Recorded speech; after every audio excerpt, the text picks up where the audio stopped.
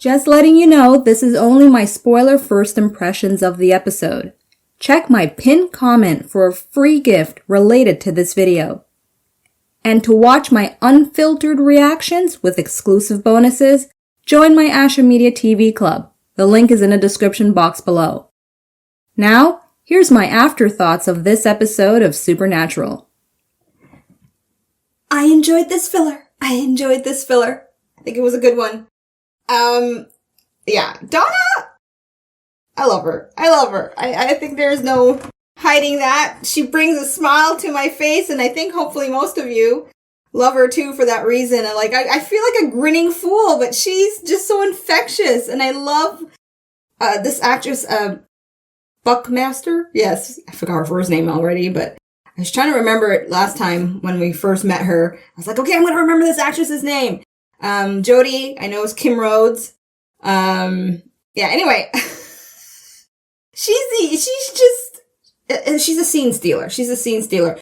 But surprisingly and thankfully, the harmony with all four of them is so good. The chemistry is good. It doesn't feel forced. Because sometimes, I'm sure you've seen it, it can be a bit forced. And you can see one actor really trying to make it work. You know? And I don't see that. From the moment we have Jody and Donna together, we can see that they're not the same. They're different enough for us to see the distinction between the two. Even though aesthetically too, there's that distinction. You know, Jody's more in the dark hair, darker humor, dark tone in her manner. And then you've got the light side, light hair, and which could be intentional. That wouldn't be, much of a stretch to assume. But I like also how they're complementary. Now, it is a bit on the nose that, or maybe no, you know what? No, I'm not going to put that down because I do enjoy that. I do enjoy the sisterhood spirit of things. I do like that. Okay. I'm not going to put that down.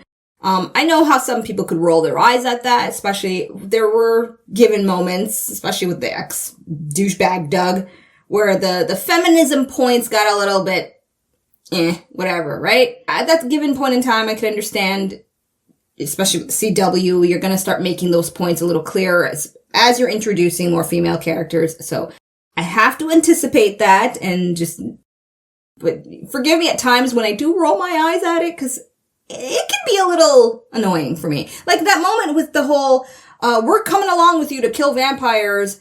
And then they've made the line very deliberate for Dean to be like, well, you're still going to follow our lead. And then Donna's like nodding yes. And I'm happy to see it wasn't one of those, they get there and then Donna and Jody run ahead of them. And they're like, no, we're taking the lead because we're women, you know.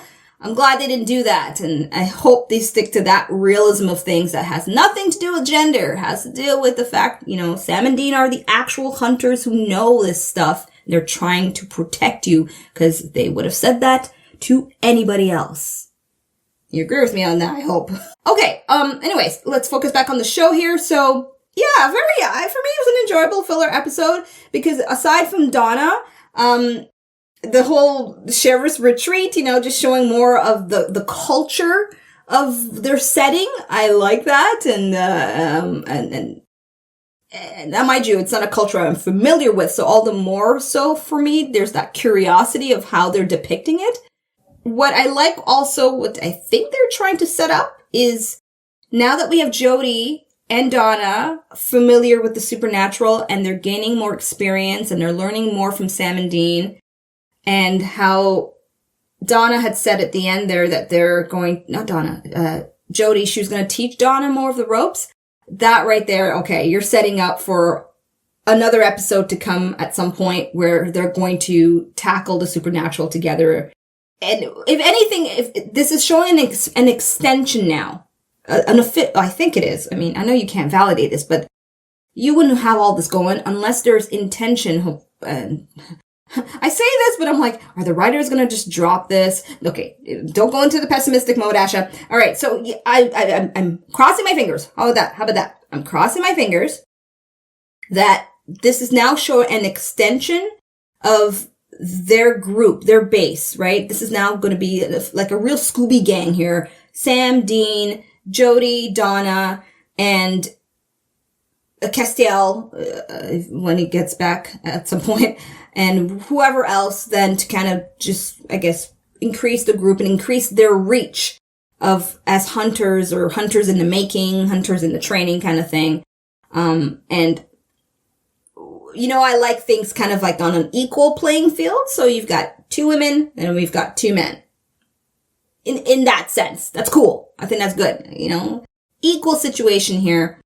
In terms of, I hate this term, but I'm gonna use it because I can't think of anything else. And I was gonna say in terms of representation, maybe it's because it's just such a loaded word now. It's interesting because what is considered just kind of perhaps the starting point for these checkmark situation for the CW.